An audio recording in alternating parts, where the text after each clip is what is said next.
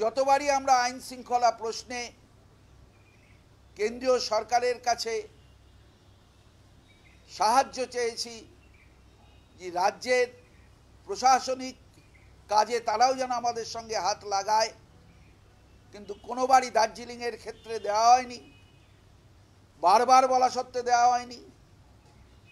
আর এক্ষেত্রে আমরা মুখ্যমন্ত্রী নিজে বলেছিলেন যে আপনি যদি মনে করেন আধা সামরিক বাহিনী পাঠান।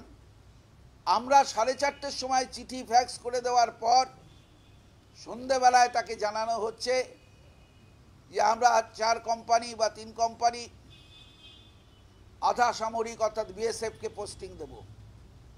এ ধরনের খেলা কেন, এত দেরি কেন? আর লক্ষণীয় যে দার্জিলিংয়ে আগুন জ্বলছে তখন ওখান থেকে সেনা প্রত্যাহার করে নিচ্ছে।